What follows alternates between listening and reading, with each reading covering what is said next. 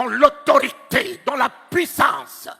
Lorsque l'Église revêtira toute son autorité capable de changer les événements, de changer les circonstances, d'appeler à l'existence ce qui n'existe pas, de faire fléchir les genoux des sorciers, des augures, des magiciens, relever les défis des maladies incurables, alors c'est à ce moment qu'il reviendra chercher l'Église pour que l'Église laisse un trou dans le monde. Il vous a donné le pouvoir de marcher sur le serpent, sur le scorpion. Il vous a donné l'autorité de son nom. Il vous a donné la puissance du Saint-Esprit. Il est en vous, il est avec vous. Ce n'est plus lui. C'est à vous de vous lever et dire, nous relevons le défi. Nous changeons les événements. Nous changeons les circonstances. C'est ce que Dieu attend de l'Église. L'Église n'est pas un bâtiment, c'est bien toi. Dieu parle avec ta bouche. Dieu guérit avec tes mains. Dieu sauve avec toi. Alléluia!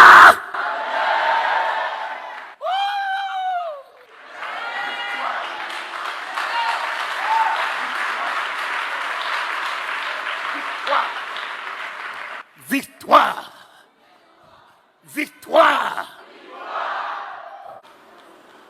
Un homme est venu au chevet de son ami.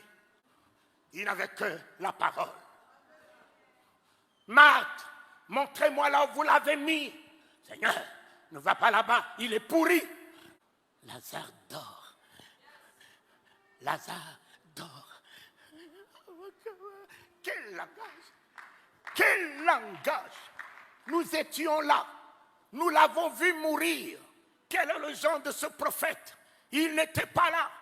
Il vient nous dire que Lazare dort. Il dort où? Mon ami, la foi a un langage. L'Église doit avoir un langage. L'Église ne doit pas parler le langage des événements. L'Église ne doit pas parler le langage des circonstances. L'Église doit être au-dessus des événements, au-dessus des circonstances. Tout va bien.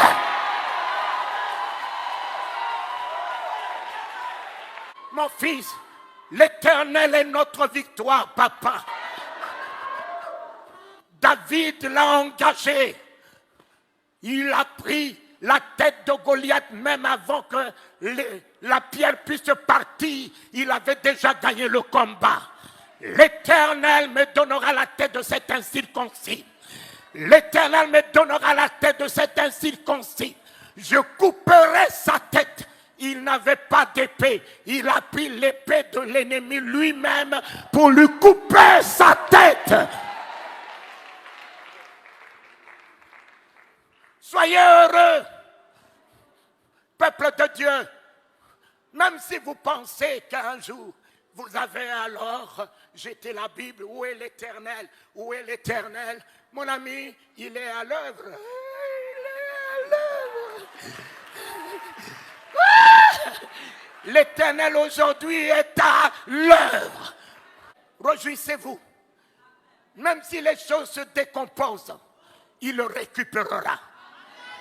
Même si ta situation se décompose, ne t'en fais pas. Garde que la foi.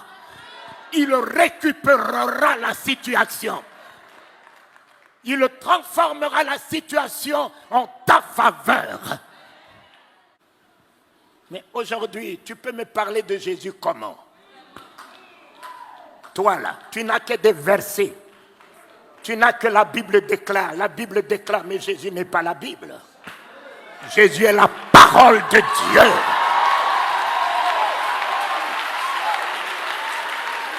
Jésus n'est pas la Bible.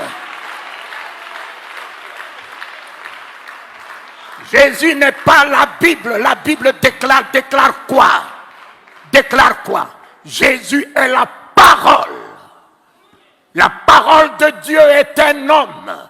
Ce n'est pas un livre que tout le monde utilise, les sorciers utilisent, les maçons utilisent. Mais Jésus n'est pas un parchemin. Il est la parole par laquelle Dieu a créé les cieux et la terre.